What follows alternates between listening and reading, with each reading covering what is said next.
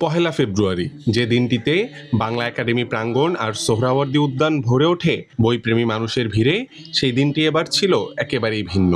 ছিল না পাঠকের আনাগোনা, বইয়ের স্টলের দীর্ঘ সারি, রিক্সা ভ্যানে বই সরবরাহ কিংবা লেখক কবিদের প্রাণবন্ত আড্ডা।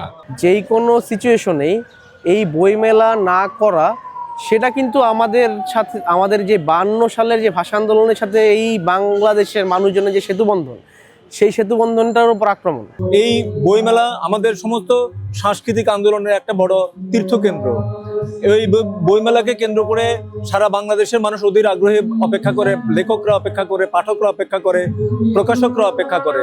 কিন্তু এবার বাংলা একাডেমি যে অজুহাতে এই মেলাটা পিছিয়ে দিয়েছে, সেই অজুহাতটা আসলে যুক্তিযুক্ত নয় বলেই আমরা মনে করি সরকারের মধ্যে কিংবা পুরো সরকারি বইমেলার নানা অজুহাত দেখিয়ে বইমেলা আসলে না করলেই তারা খুশি হয়, না করলে তারা বেঁচে যায়। কারণ আমরা দেখছি যে এখানে বইমেলার যে সংস্কৃতি, এখানে জ্ঞান চর্চা এবং মননশীলতার যে সংস্কৃতি, এই সংস্কৃতির বিরুদ্ধে একটা শক্তি আজকে এই সরকারকে পরিচালনা করছে। সরকারি সিদ্ধান্তে এবছর অমর একুশে বইমেলা শুরু হচ্ছে 20 ফেব্রুয়ারি থেকে।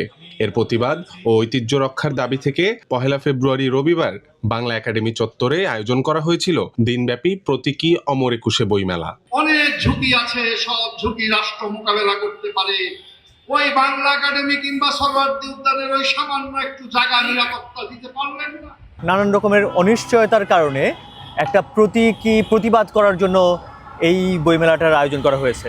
একুশে বইমেলা সংগ্রাম পরিষদের উদ্যোগে প্রতীকী বইমেলার আয়োজন করা হয়। খোলা আকাশের নিচে চেয়ার টেবিল বসিয়ে ছোট পরিসরে গড়ে তোলা হয় স্টল। অংশ নেয় অন্নপ্রকাশ, প্রথমা, কাকলি, অনুপম প্রকাশনী সহ বেশ কয়েকটি প্রকাশনা সংস্থা।